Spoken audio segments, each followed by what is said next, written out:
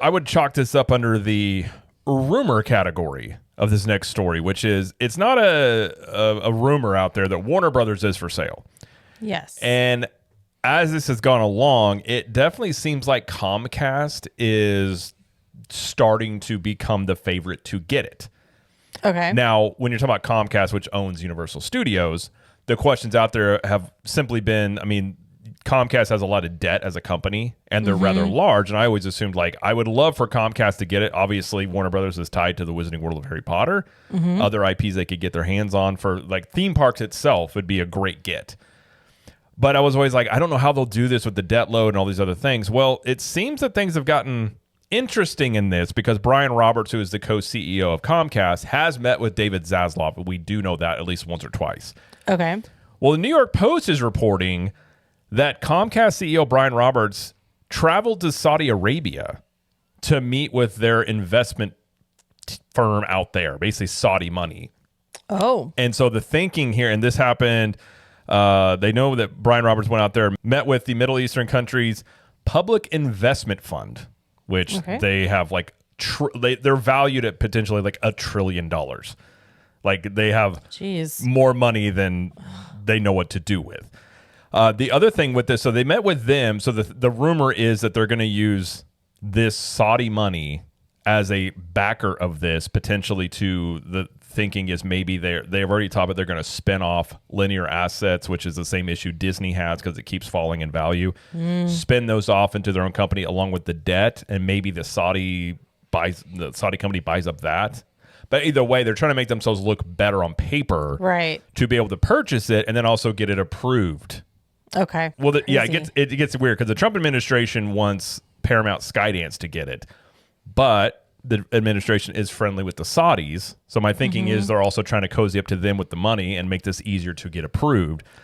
So they haven't made an official offer yet, but they've met multiple times. I think an offer is coming in. They also have hired JP Morgan and bankers to take a look at Warner Brothers stuff. So it seems like Comcast is going to make a bid. Okay. There's going to be, I mean, Netflix is involved in this. Obviously, Paramount wants this. But I think if you look at this from the theme park end of things, I think Universal has the most to lose if they don't get Warner Brothers, because it brings up a lot of the licensing rights into question. Obviously, the Wizarding Worlds have made the Universal parks into what they are today. I mean, you're not wrong about that. The potential for all of the properties and stuff that under Warner Brothers that they could just use. Yeah. I mean, Looney Tunes. They have a big like horror catalog with Warner Brothers as well, which they could throw into Halloween Horror Nights. And is so Warner Brothers? No, that's not Batman. Batman's that DC. is Batman DC. It is. Oh, well, and I did a video talking about. I've always said Marvel's Superhero Island is not going to change unless Disney pays a bunch of money for it, right? Or Universal finds a better property they would rather put in there. So if they were able to get their hands onto Warner Brothers properties. And Six Flags currently has the DC theme park rights, but Six Flags is struggling. Right. They're closing down parks. They're like billions in debt. So if they were able to get Warner Brothers, I don't think it would take much to buy those rights from Six Flags, considering they need money. Yeah. And this could be something that they could replace Marvel's Superhero Island with. That's interesting. Considering they would also control the movie side of it. So if they own Warner Brothers, they would have complete control over DC and have to implement it into the theme parks potentially. Yeah. Oh, wow. That would be crazy. And then if you think about Hollywood, the Warner Brothers backlot is right there. So there's lots of people thinking if they were to do that, they would put a lot of the backstage areas into the Warner Brothers lot and then free up more space in Universal Hollywood, which is very space limited. A studio I have visited in my lifetime. But I also did Paramount and I did Sony. Okay. I've done a lot. You've been around. I've done a lot in that was when I was a teen, but still I loved it. Anyway, but great. I brought all this up to say it looks definitely like Comcast is going to make an offer. Well, and it's like the reason I was also thinking like I think Comcast would be the best spot for Warner Brothers if you're thinking about from taking care of those IPs. I think Netflix has a lot of question marks around what would they do with stuff. Paramount is unproven because the Ellisons now own it. They have a ton of money, but they're unproven.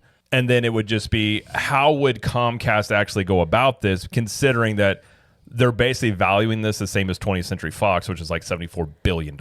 Right. So if they're wanting that much money for it, there's a lot of questions like how would Comcast come up with this? But if they got Saudi money involved, and then the other stipulation with that is there's also rumors of Universal opening up a theme park in the Middle East. So it seems like this could be a situation where they're like, okay, we'll help you do this, but in return, theme park go in the Middle East, which is also where Disney's going to go. So even though this is like corporate stuff, it definitely has potential theme park ramifications, undoubtedly. Ramifications. I like that word. That's a good word. Yeah. So personally, I'm rooting for Comcast because I think that it would be great for the parks. And I really do think, if you talk about the streaming side, we talk about Peacock not being very good. If they got their hands on HBO Max and all those IPs, that would definitely help them on that end as well. So if this ends up happening, it might be complicated, and even if Warner Brothers says they'll accept it, it doesn't mean it's going to go through regulation because there's a lot of steps to it. But potentially, they could end up with Warner Brothers, and that could definitely change the game. And I think that would definitely worry Disney. I think if they were able to get Warner Brothers, and just it would give them so much freedom in the parks, and not as many third-party licensing deals potentially down the road. So it's getting interesting. I'll put it that way. Well, if it does happen, then I'm sure the parks will see an increase in Warner Brothers IPs in some way. But the potential is really cool. So think about it's really cool what they could do with it. Well, especially because you don't want potentially the Wizarding World rights to end up with somebody else and put those at risk. Right. So I think they have a lot of inherent motivation to try and figure out a way to get control of them on some level. But I would like a Marvin the Martian ride, please. I mean, Looney Tunes, if they could revamp Looney Tunes or like Animaniacs, like Toon Lagoon is sitting right there where you could do some sort of Looney Tunes area. Like there's a lot of potential. That would be so good. That would be so good. Yeah. Like I said, and they you have like Game of Thrones, which I don't know if they do anything in the theme parks with, but they could do like Fan Fest stuff. Like there's just a lot of potential it gives them. The possibilities. Yeah, they're definitely there. So we'll see what develops of that, but I think it's looking stronger and stronger, like Universal or Comcast may, at the very least, make an offer. Yeah. And see where it goes from there.